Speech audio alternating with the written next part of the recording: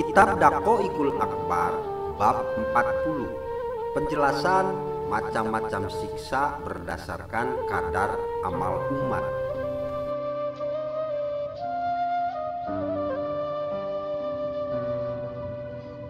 Nabi Muhammad SAW bersabda, "Akan selamat dari neraka golongan umatku setelah 1060 tahun, yaitu kaum yang gemuk dagingnya tetapi kurus agamanya, mengenakan pakaian tetapi telanjang dari taat.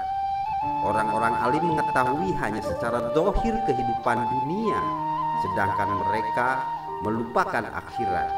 Maksudnya mereka tidak mengetahui. Mereka adalah golongan yang ahli pergi ke pasar-pasar dan mementingkan hawa nafsu. Mereka bekerja demi mendapatkan harta apapun yang mereka inginkan. Allah yang Maha Luhur tidak peduli dari pintu mana mereka akan memasuki neraka. Allah yang Maha Luhur berkata, 'Wahai Musa, jika kamu tahu orang-orang yang merusak janji dan amanah, mereka diseret di atas wajahnya ke dalam neraka. Tatkala mereka dilemparkan ke dalam neraka jahanam, maka jadilah setiap anggota tubuh ada di dalam satu tempat. Setiap urat ada di dalam satu tempat, dan hati mereka ada di dalam satu tempat.' Allah berkata, 'Celakalah bagi orang yang merusak janji dan amanah. Kamu melihatnya disalib di atas pohon zakum. Api neraka masuk dari duburnya dan keluar dari mulut, kedua telinga, dan kedua matanya.' Allah yang Maha Luhur berkata, 'Wahai Musa, jika kamu melihat orang yang merusak janji dan amanah, maka setan telah membarenginya di dalam rantai-rantai dan belenggu-belenggu yang terikat di lisannya. Air mata mengalir dari kedua lubang hidungnya. Dia tidak akan pernah tidur sekedip mata pun. Dia tidak akan menemui istirahat sekedip mata pun, sampai orang kafir mencari dan menginginkan aman dengan kematian dari siksaan. Demikian pula orang yang merusak janji, dia mencari menginginkan aman dengan kematian. Demikian pula orang-orang yang zina, memakan riba, dan orang-orang meninggalkan sholat. Mereka disiksa di dalam neraka selama berabad-abad.' Allah yang Maha Luhur berkata, 'Wahai Musa, jika air samudra adalah tinta, pohon-pohon adalah penanya, jin dan manusia adalah bukunya, maka pasti pena-pena itu habis, jin dan manusia binasa, semua air samudera habis, karena dihitunglah jumlah abad neraka jahanam.' Dan demikian itu adalah firman Allah yang Maha Luhur, yang artinya mereka tinggal di dalamnya berabad-abad lamanya.